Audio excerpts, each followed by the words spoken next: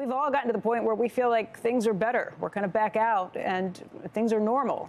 You hear these stories about what's happening in China right now, and it raises a lot of concerns and questions. China's obviously in a different position. They've had this zero tolerance policy, zero COVID policy, and that means they don't have the same natural immunity. But they are shutting down entire cities with tens of millions of people, and we're trying to figure out what that means. What is happening? Well, look, we really don't know how large the outbreak is in China right now. They're recording thousands of cases. I think they're up to 3,000 cases a day right now that they've reported. We don't know if there's tens of thousands of cases or hundreds of thousands of cases. The fact that they're shutting down major cities and they're confining people to their homes, what they're hoping is that the virus will burn itself out inside those households. But we know that the attack rate is very high for this virus inside households. People are going to get infected in those homes where they're confining people right now. And the big question is, how much infection do they have and how long will this last? You're right. China has a population that's very vulnerable to this new variant. This is a much more contagious variant. It's going to be harder to control.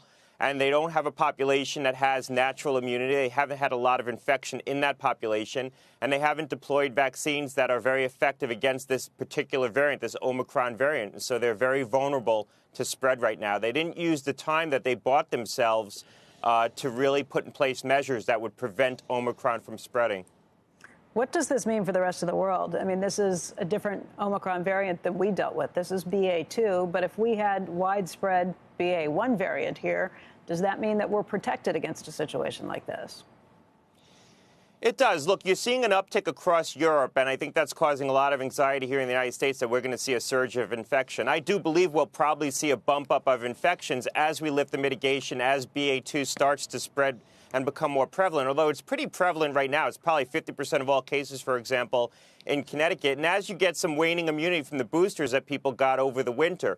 But I don't think it's going to be another major surge of infection. I think you'll see an uptick before you start to see continued declines heading into the spring and the summer. And in Europe right now, while we don't know what the ultimate trajectory is, I suspect that after you see these bumps up in cases in countries like Germany and the UK, you'll start to see continued declines. It's probably a combination of lifting mitigation, some declining immune protection from the vaccines that people had, as well as BA2 becoming more prevalent that's causing this bump up of infections. One final point, remember, we're probably about 3 or 4 weeks behind the UK. So while the UK is seeing a bump up of infections right now, we'll get further into our spring before we start to see that happen here. So hopefully we buy ourselves a little bit of a backstop from the warming weather as well. I was going to say, do you think we necessarily follow? I know we've been about 4 weeks behind every time something happens in England, but we are dealing with a different situation where it's just raged through and you're dealing with better weather. Is there a chance that we avoid a spike at all?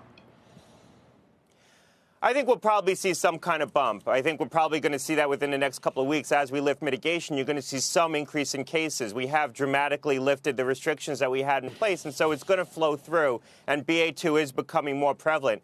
But again, I don't think it's going to be a dramatic increase in cases. It's going to cause a lot of anxiety as you start to see cases tick up.